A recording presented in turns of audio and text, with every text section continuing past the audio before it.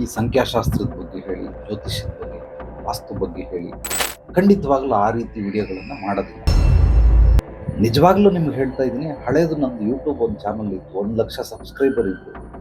ಸುಮಾರು 1,200 ವಿಡಿಯೋಗಳಿದ್ವು. ನನ್ನ ಕೆಲಸ ಸಬ್ಸ್ಕ್ರೈಬರ್ ಮಾಡೋದಲ್ಲ, ಲಕ್ಷ ಮಾಡ್ಕೊಳ್ಳೋವಂಥದ್ದು ಖಂಡಿತವಾಗ್ಲಿಲ್ಲ. ಯೂಟ್ಯೂಬಿಂದ ದುಡ್ಡು ಮಾಡಬೇಕು ಅಂತ ಖಂಡಿತವಾಗ್ಲಿಲ್ಲ.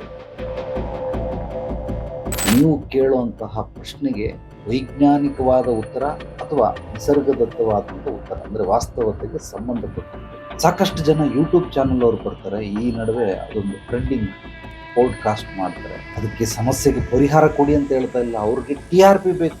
ಸ್ವಲ್ಪ ಬ್ಲಾಕ್ ಮ್ಯಾಜಿಕ್ ಬಗ್ಗೆ ಹೇಳಿ.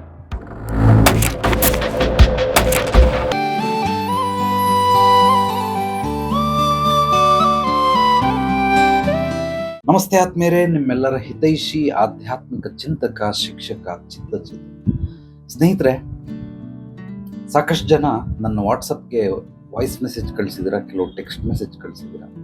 ನೀವು ಕಳಿಸೋದನ್ನೆಲ್ಲ ಖಂಡಿತವಾಗ್ಲೂ ಓದ್ತೀನಿ. ಸ್ವಲ್ಪ ಸಮಯ ಸಿಕ್ಕಿದಾಗ ನಿಧಾನ ಆಗ್ಬೋದು, ಬಟ್ ಎಲ್ಲವನ್ನ ಓದ್ತೀನಿ, 100% ಓದ್ತೀನಿ. ಯಾಕೆಂದರೆ ಕೆಲವೊಂದು ಮೂಲವಾದ ಪ್ರಶ್ನೆಗಳಿರ್ತವೆ, ಅದು ಸಮಾಜಕ್ಕೆ ಬಹಳ ಬಹಳ ಮುಖ್ಯವಾಗಿರೋದು. ಆದ್ದರಿಂದ ಎಲ್ಲರೂ ಈ ಸಂಖ್ಯಾಶಾಸ್ತ್ರದ ಬಗ್ಗೆ ಹೇಳಿ, ಜ್ಯೋತಿಷ್ಯದ ಬಗ್ಗೆ, ವಾಸ್ತು ಬಗ್ಗೆ ಹೇಳಿ. ಈ ಕೆಲವರೆಲ್ಲ ಲಾಸ್ಟ್ ಒಂದು ವಿಡಿಯೋ ಮಾಡಿದ್ದೆ, ಅದರಲ್ಲಿ ಕೈ ಮೇಲೆ ನಂಬರ್ ಬರ್ಕೊಂಡ್ರೆ ಸಾಲ ತೀರುತ್ತೆ, ಕೈ ಮೇಲೆ ನಂಬರ್ ಬರ್ಕೊಂಡ್ರೆ ವ್ಯಾಪಾರ ಆಗುತ್ತೆ ಅಂತ. ಆ ರೀತಿ ನೀವು ಮಾಡಿ ಅಂತೇಳಿ ಒಂದು 4-5 ವಿಡಿಯೋಗಳನ್ನು ಕಳಿಸಿದ್ದಾರೆ. ಖಂಡಿತವಾಗ್ಲೂ ಆ ರೀತಿ ವಿಡಿಯೋಗಳನ್ನು ಮಾಡೋದಿಲ್ಲ. First point. ಸೆಕೆಂಡ್ ಪಾಯಿಂಟ್, ಅದ್ರ ಬಗ್ಗೆ ಸ್ವಲ್ಪ ವಿವರವಾಗಿ ಹೇಳಿ ಅಂತ ಹೇಳಿದ್ದಾರೆ. ಇದು ಒಂದು ರೀತಿ ಜಾಗೃತಿ ಮೂಡಿಸುವಂಥ ಕೆಲಸ, ಅದನ್ನು ನಾನು ಮಾಡ್ತಾ ಇದ್ದೀನಿ. ನಿಜವಾಗ್ಲೂ ನಿಮ್ಗೆ ಹೇಳ್ತಾ ಇದ್ದೀನಿ, ಹಳೇದು ನಂದು ಯೂಟ್ಯೂಬ್ ಒಂದು ಚಾನಲ್ ಇತ್ತು, 1,00,000 ಸಬ್ಸ್ಕ್ರೈಬರ್ ಇತ್ತು. ಸುಮಾರು 1,200 ವಿಡಿಯೋಗಳಿದ್ವು. 1 ಕೋಟಿ ಹತ್ತತ್ರ ವೀಕ್ಷಣೆ ಆಗಿತ್ತು. ಸೊ ಅದು ಏನೋ ಟೆಕ್ನಿಕಲ್ ಇಶ್ಯೂ ಇಂದ ಎಲ್ಲ ಹೋಗ್ಬಿಡ್ತು. ಈಗ ಮತ್ತೆ ನಾನೇನಾದರೂ 1,00,000 ಸಬ್ಸ್ಕ್ರೈಬರ್ ಮಾಡಬೇಕು ಅಂದರೆ ನೀವು ಹೇಳೋ ಥರ ಜ್ಯೋತಿಷ್ಯ, ಸಂಖ್ಯಾಶಾಸ್ತ್ರ ಇವನ್ನೆಲ್ಲ ಹೇಳ್ಕೊಂಡು ಕೂತ್ಕೊಂಡ್ರೆ ಸರ್ರ ಅಂತ ಒಂದು ತಿಂಗಳಲ್ಲಿ 1,00,000 ಆಗ್ಬಿಡ್ತು. ನನ್ನ ಕೆಲಸ ಸಬ್ಸ್ಕ್ರೈಬರ್ ಮಾಡೋದಲ್ಲ, ಲಕ್ಷ ಮಾಡ್ಕೊಳ್ಳೋವಂಥದ್ದು ಖಂಡಿತವಾಗ್ಲಿಲ್ಲ. ಯೂಟ್ಯೂಬಿಂದ ದುಡ್ಡು ಮಾಡಬೇಕು ಅಂತನೂ ಖಂಡಿತವಾಗ್ಲಿಲ್ಲ. ಅವೇರ್ನೆಸ್, ಜನಗಳಿಗೆ ಜ್ಞಾನದ ಬಗ್ಗೆ, ತನ್ನ ಶಕ್ತಿ ಚೈತನ್ಯದ ಬಗ್ಗೆ, ಜೀವನದ ಬಗ್ಗೆ, ನಿಸರ್ಗದ ಬಗ್ಗೆ, ಆಧ್ಯಾತ್ಮಿಕದ ಬಗ್ಗೆ, ಎಲ್ಲದಕ್ಕಿಂತ ಮೂಲವಾಗಿ ಮನೋಶಕ್ತಿ ಚೈತನ್ಯ, ಆತ್ಮಸ್ಥೈರ್ಯದ ಬಗ್ಗೆ ಅರಿವನ್ನು ಮೂಡಿಸುವಂತಹ ಕೆಲಸ. ಇಲ್ಲಿ ಸಮಾಜದಲ್ಲಿ ಜ್ಞಾನದ ಕೊರತೆ ಬಹಳ ಇದೆ. ಎಲ್ಲರೂ ಕೂಡ ಯಾಂತ್ರಿಕ ಜೀವನವನ್ನು ನಡೆಸ್ತಾ ಇದ್ದಾರೆ. ಆದ್ರಿಂದ ಎಲ್ಲರೂ ಕೂಡ ಕುರಿಗಳನ್ನ ಮಹಾಕುರಿಗಳನ್ನಾಗೋ ಮಾಡೋ ಕೆಲಸನೇ ಮಾಡ್ತಾ ಇದ್ದಾರೆ ಹೊರತು ಯಾರು ಕೂಡ ಜಾಗೃತಿ ಮಾಡ್ತಾ ಇದ್ದಾರೆ ಇಲ್ಲ ಅಂತಲ್ಲ. ಬೆರಳೆಣಿಕೆ ಎಷ್ಟು. ಒಂದು ಕ್ಲಾಸ್ ರೂಮಲ್ಲಿ ನಾವು ಗೌರ್ಮೆಂಟ್ ಸ್ಕೂಲ್ ಓದಿದ್ದು, ಒಂದು 50-60 ಜನ ಇರ್ತಾ ಇದ್ರು ಎ ಸೆಕ್ಷನ್. ಒಬ್ರು ಟೀಚರ್ ಇರ್ತಾರೆ. ಇವಾಗ ಹಂಗಿಲ್ಲ, ಒಂದು 30 ಜನ ಸ್ಟೂಡೆಂಟ್ ಇರ್ತಾರೆ, ಒಬ್ರು ಟೀಚರ್. ಈಗ ನೀವೇ ತಿಳ್ಕೊಳ್ಳಿ, 1,00,000 ಜನ ಒಂದು ಕ್ಲಾಸ್ ರೂಮಲ್ಲಿ ಇದ್ದಾರೆ, ಒಬ್ಬ ಟೀಚರ್ ಸಾಕಾಗುತ್ತಾ? ಆ 1,00,000 ಕುಂತ್ಕೊಂಡಾಗ ಲಾಸ್ಟ್ನೇ ಅವನಿಗೆ ಕೇಳಿಸುತ್ತ ಅವನು ಮಾತಾಡೋದು? ಸಾಧ್ಯವೇ ಇಲ್ಲ. ಸ್ಪೀಕರ್ಗಳನ್ನ ಇಟ್ಬಿಟ್ಟು ಥಿಯೇಟರ್ ಥರ ಮಾಡಿ ಪಾಠ ಮಾಡಬೇಕಾಗ್ತದೆ. ಸೊ ಅದೇ ರೀತಿ ಈಗ ಏನಾಗ್ಬಿಟ್ಟಿದೆ, ಎಲ್ಲರೂ ಯಾಂತ್ರಿಕ ಬದುಕಲ್ಲಿ ತುಂಬಾ ಬ್ಯುಸಿ ಆಗ್ಬಿಟ್ಟಿದ್ದಾರೆ. ಆ ಬ್ಯುಸಿ ಆಗೋದ್ರ ಮೊದಲೇ ಇನ್ನೊಂದಷ್ಟು ಅವರ ಶಕ್ತಿ ಚೈತನ್ಯವನ್ನು ಕೊಂದೋದಕ್ಕೋಸ್ಕರ ಈ ರೀತಿ ಮೂಢನಂಬಿಕೆಗಳನ್ನೆಲ್ಲ ಬೆಳೆಸ್ತಾ ಇದ್ದಾರೆ. ಅದನ್ನ ಅಳಿಸೋ ಪ್ರಯತ್ನ ಮಾಡ್ತಾ ಇದ್ದೀನಿ. ನನಗೂ ಕೂಡ ನೀವು ಹಂಗೆ ಮೂಢನಂಬಿಕೆಯನ್ನು ಬೆಳೆಸಿ ಅಂತ ಹೇಳಿದ್ರೆ ಬೇರೆಯವ್ರಿಗೂ ನನಗೂ ವ್ಯತ್ಯಾಸ ಇದೆ. ಖಂಡಿತವಾಗ್ಲೂ ಆ ಕೆಲಸ ಮಾಡೋದಿಲ್ಲ. ನನ್ನ ಗುರುಗಳು ಅದನ್ನ ಆಜ್ಞೆ ಮಾಡಿಲ್ಲ. ಆದ್ರಿಂದ ಜಾಗೃತಿ ಮೂಡಿಸುವಂತಹ ಕೆಲಸ. ನೀವು ಕೇಳುವಂತಹ ಪ್ರಶ್ನೆಗೆ ವೈಜ್ಞಾನಿಕವಾದ ಉತ್ತರ ಅಥವಾ ನಿಸರ್ಗದತ್ತವಾದಂಥ ಉತ್ತರ, ಅಂದರೆ ವಾಸ್ತವತೆಗೆ ಸಂಬಂಧಪಟ್ಟಂಥದ್ದು. ಸಹಜವಾಗಿರ್ಬೇಕು, ಸರಳವಾಗಿರ್ಬೇಕು, ಎಲ್ರಿಗೂ ಅರ್ಥ ಆಗೋ ರೀತಿಯಲ್ಲಿ ಇರಬೇಕು. ಅದು ಅರ್ಥ ಆಗದೇ ಇರೋ ರೀತಿಯಲ್ಲಿ ಖಂಡಿತವಾಗಿ ಕೊಡೋದಕ್ಕೆ ಸಾಧ್ಯ ಇಲ್ಲ. ನನ್ನ ಗುರುಗಳು ನಾನು ಏನೇ ಪ್ರಶ್ನೆ ಕೇಳಿದ್ರು ಕೂಡ 3 ಉತ್ತರ ಕೊಡೋದು. ಒಂದು ನಿಸರ್ಗದತ್ತವಾದಂಥ ಉತ್ತರ, ವೈಜ್ಞಾನಿಕವಾದಂಥ ಉತ್ತರ, ಆಧ್ಯಾತ್ಮಿಕವಾದಂಥ ಉತ್ತರಗಳು. ಅದ್ಭುತ ಅನ್ಸೋದು.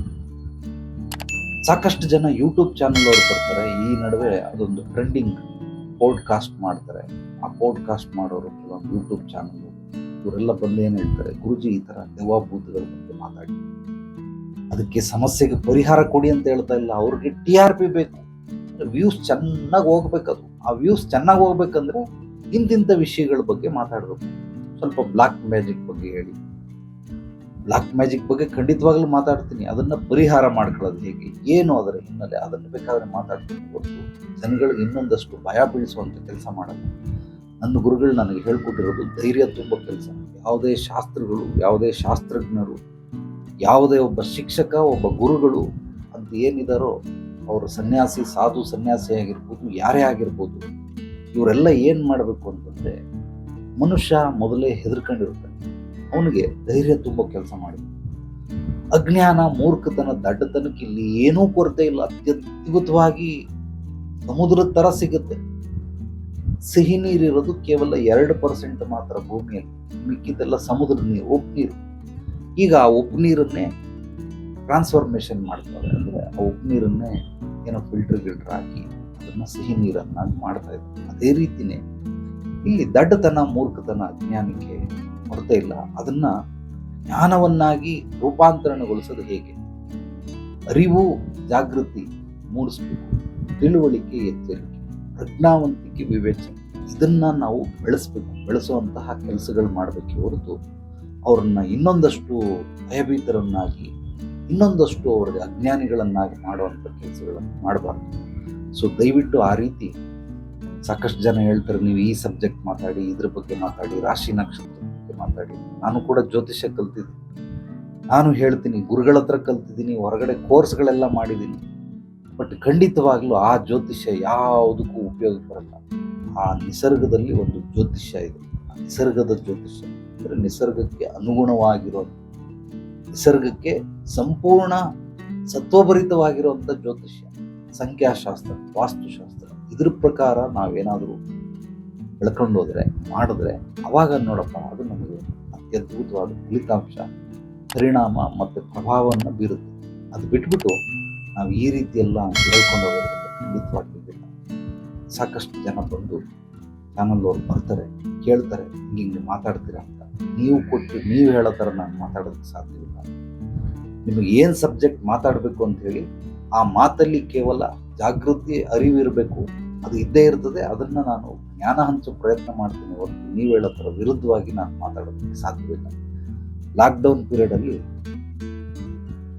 ಈ ಕೊರೋನಾಗೆ ಏನು ವ್ಯಾಕ್ಸಿನು ಅದು ಇದೆಲ್ಲ ಬರ್ತಾ ಇತ್ತು, ಅದನ್ನು ಆಯುರ್ವೇದ ಕಲ್ತಿದ್ದೀನಿ, ಆಯುರ್ವೇದದಲ್ಲಿ ಮಾಡ್ತೀನಿ. ಅದಕ್ಕೆ ಏನು ಎಷ್ಟು ಜನ ನೆಗೆಟಿವ್ ಕಾಮೆಂಟ್ಗಳು ವಾಟ್ಸಪ್ಪಲ್ಲಿ, ಅಮ್ಮ, ಅಕ್ಕ, ಅದು ಇದೆಲ್ಲ ಅಂತ ಬೈದ್ಬಿಟ್ಟು, ಮಾಡಂಗಿದ್ರೆ ಬಾಡಯ್ಯ, ಅವಾರ್ಡ್ ಕೊಡಿಸ್ತೀನಿ ನಿಮಗೆ, ಹಾಗೆ ಹೀಗೆ ಅಂತೇಳಿ ವಿಚಿತ್ರವಾಗಿ ಕೊನೆಗೆ ಆ ವಿಡಿಯೋನ ತೆಗೆದೇ ಬಿಟ್ರು. ತೆಗ್ಸೋವರೆಗೂ ಬಿಡಲಿಲ್ಲ, ತೆಗ್ಸಿದ್ರು. ಸೊ ಪ್ರೈವೇಟ್ಗೆ ಹಾಕಿದ್ರು ಉಪಯೋಗ ಬರಲಿ, ಡಿಲೀಟ್ ಮಾಡ್ಬಿಟ್ಟು. ಸೊ ಖಂಡಿತವಾಗ್ಲೂ ಆ ಒಂದು ಇದಕ್ಕೆ ಜನಗಳು ಏನಂದರೆ, ಜನ ಮರಳೋ ಜಾತ್ರೆ ಮರಳೋ ಅಂತಾರೆ. ಆ ರೀತಿ ಎಲ್ಲರೂ ಬೈತಾವ್ರೆ, ಅದಕ್ಕೆ ನಾನು ಬೈತಾ ಇದ್ದೀನಿ. ಆ ರೀತಿ ಖಂಡಿತವಾಗ್ಲೂ ಮಾಡ್ಕೊಳ್ಬೇಡಿ. ಯಾವುದೋ ಒಂದು ರೂಪದಲ್ಲಿ ಪ್ರತಿಯೊಂದು ಸಮಸ್ಯೆಗಳಿಗೂ ಒಂದು ಪರಿಹಾರ ಇದ್ದೇ ಇರುತ್ತೆ. ಮೊದಲು ಸಮಸ್ಯೆಗಳೆಲ್ಲ ಹುಟ್ಟಿದ್ದು, ಪರಿಹಾರಗಳು ಮುಂಚೆ ಹುಟ್ಟಿದ್ದು, ಅದಾದ ಮೇಲೆ ಸಮಸ್ಯೆಗಳು ಹುಟ್ಟಿದ್ದು. ಆದ್ರಿಂದ ನೀವು ಇದನ್ನೆಲ್ಲ ಗಮನದಲ್ಲಿ ಮಾಡಿಕೊಂಡು ಪ್ರತಿಯೊಂದು ಸಮಸ್ಯೆಗೂ ಪರಿಹಾರ ಇದ್ದೇ ಇದೆ, ಖಂಡಿತವಾಗ್ಲಿದೆ. ಅದನ್ನ ಯಾವ ರೀತಿ ನಾವು ಪರಿಹಾರ ಮಾಡ್ಕೊಳ್ಬೇಕು ಅನ್ನೋ ಒಂದು ಟಾಸ್ಕ್ ಇದೆಯಲ್ಲ, ಇದು ಅಲ್ಟಿಮೇಟ್ ಲೆವೆಲ್. ಇದೊಂದು ತಪಸ್ಸು, ಇದೊಂದು ಯಾಗ, ಇದೊಂದು ಯಜ್ಞ. ಆದ್ರಿಂದ ಎಲ್ಲರಿಗೂ ಇದು ಸಿಗೋದಕ್ಕೆ ಸಾಧ್ಯವಿಲ್ಲ. ಇದನ್ನು ನೀವು ಸ್ವಲ್ಪ ಜೋಪಾನವಾಗಿ ಗಮನಿಸಿದ್ರೆ ನಿಮಗೆ ಗೊತ್ತಾಗುತ್ತೆ. ನಿಮಗೆ ಗೊತ್ತಾಗಲಿಲ್ಲ ಅಂದರೆ ನೇರವಾಗಿ ಬಂದು ಕೇಳಿ. ಖಂಡಿತವಾಗ್ಲೂ ನಿಮ್ಮದು ಯಾವುದೇ ರೀತಿ ಸಮಸ್ಯೆಗಳಿದ್ದರೂ ಆ ಸಮಸ್ಯೆಗೆ ಕೂಲಂಕುಷವಾಗಿ ಪರಿಶೀಲನೆ ಮಾಡಿ, ಸಮಸ್ಯೆಗೆ ಮೂಲ ಹುಡುಕಿ, ಮೂಲ ಸಿಕ್ಕದ ನಂತರ ಪರಿಹಾರ ಕೊಡೋದಕ್ಕೆ ಸಾಧ್ಯವೇ ಹೊರತು ಮೂಲ ಸಿಗದೇನೆ ಪರಿಹಾರ ಕೊಡೋದಕ್ಕೆ ಸಾಧ್ಯವಿಲ್ಲ. ಸಾಕಷ್ಟು ಜನ ಮುಟ್ಟಾಳರು, ಮೂರ್ಖರು, ದಡ್ಡ ಶಿಖಾಮಣಿಗಳು ಫೋನ್ ಮಾಡಿ ಡೈರೆಕ್ಟ್ ಆಗಿ ಪರಿಹಾರ ಕೊಡಿ ಅಂತ ಕೇಳ್ತಾರೆ. ಕೆಲವರೆಲ್ಲ ಅಡ್ವರ್ಟೈಸ್ ನೋಡಿರ್ತಾರೆ ಈ ಪೇಪರಲ್ಲಿ, ಫೇಸ್ಬುಕ್ಕಲ್ಲಿ, ಯೂಟ್ಯೂಬಲ್ಲಿ. 24 ಗಂಟೆಗಳಲ್ಲಿ ಪರಿಹರಿಸಲಾಗುತ್ತದೆ, 2 ಗಂಟೆಗಳಲ್ಲಿ ಪರಿಹಾರ ಮಾಡಲಾಗುತ್ತದೆ. ಅವರೆಲ್ಲ ಫೋನಲ್ಲಿ ಕೂತ್ಕೊಂಡು ಕಾಲ್ ಮಾಡ್ತಾ ಇರ್ತಾರೆ. ಸೊ ನನ್ನ ಹಂಗೆ ಅಂತ ತಿಳ್ಕೊಂಡ್ಬಿಡ್ತಾರೆ. ಖಂಡಿತವಾಗ್ಲೂ ನೀವು ಯಾರಾದರೂ ಫೋನಲ್ಲಿ ಪರಿಹಾರ ಕೊಡಿ ಅಂದರೆ ಅಂಥವ್ರು ಫೋನೇ ಮಾಡಬೇಡಿ. ಸುಮ್ಮನೆ ನೋಡ್ಕೊಳ್ಳಿ ಅಷ್ಟೇ, ಉಚಿತ. ಇದು ಸೋಷಿಯಲ್ ಮೀಡಿಯಾದಲ್ಲೆಲ್ಲ ನಿಮಗೆ ಪುಕ್ಸಟ್ಟೆ ಜ್ಞಾನ ತಗೊಳ್ಳಿ. ಇದಕ್ಕೇನು ದುಡ್ಡು ಕಟ್ಟಂಗಿಲ್ಲ, ಎಂಥದ್ದು ಇಲ್ಲ. ಸಬ್ಸ್ಕ್ರೈಬ್ ಮಾಡ್ರಪ್ಪ ಅಂತಂದ್ರು ಸುಮ್ಮನೆ ನೋಡ್ಬಿಟ್ಟು ಅದನ್ನ ಹಂಗೆ ಬಿಟ್ಬಿಡ್ತೀರ ಹೊರತು ಸಬ್ಸ್ಕ್ರೈಬು ಮಾಡಲ್ಲ, ಲೈಕು ಮಾಡಲ್ಲ, ಕಾಮೆಂಟು ಮಾಡಲ್ಲ, ಶೇರು ಮಾಡಲ್ಲ. ಇದು ಎಲ್ರಿಗೂ ಹೇಳ್ದಲ್ಲ, ಬಟ್ ಆಲ್ಮೋಸ್ಟ್ ಹೆಚ್ಚು ಜನ, ಒಂದು 90-95% ಜನ ಹಿಂಗೆ ಮಾಡೋದು. ಆದ್ದರಿಂದ ಸೊ ಇದು ಪುಕ್ಸಟ್ಟೆ ಇರೋದ್ರಿಂದ ಇದನ್ನು ನೋಡ್ಕೊಳ್ಳಿ. ದಯವಿಟ್ಟು ಪರಿಹಾರ ಕೊಡಿ ಫೋನಲ್ಲಿ ಅಂತ ನನ್ನ ಕೇಳ್ಬೇಡಿ, ಕಾಲು ಮಾಡಬೇಡಿ. ಎಲ್ಲರಿಗೂ ಮನವಿಯನ್ನು ಅಂದರೆ ಕೋರಿಕೆಯನ್ನು ಬೇಡ್ಕೊಳ್ತಾ ಇದ್ದೀನಿ, ಮಾಡಬೇಡಿ ಅಂತ. ಫೋನು ನೇರವಾಗಿ ಬಂದು ಭೇಟಿ ಮಾಡಿ, ಖಂಡಿತವಾಗಲೂ ಪರಿಹಾರಗಳು ಸಿಗ್ತವೆ.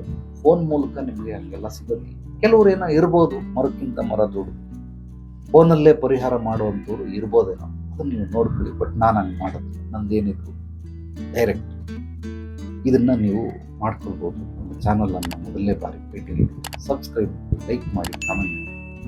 ಎಲ್ರಿಗೂ ಒಳ್ಳೆಯದಾಗಲಿ. ನಾಳೆ ಮತ್ತೆ ಭೇಟಿಯಾಗೋಣ ಮತ್ತಷ್ಟು ಸತ್ವಪರಿತ ವಿಚಾರಗಳೊಂದಿಗೆ. ಎಲ್ಲರೊಳಗಡೆ ಇರೋ ಭಗವಂತನಿಗೆ ನನ್ನ ಭಕ್ತಿಪೂರ್ವ ಪ್ರಣಾಮಗಳು. ಸರ್ವೇ ಜನ ವಿನೋಭವಂತು.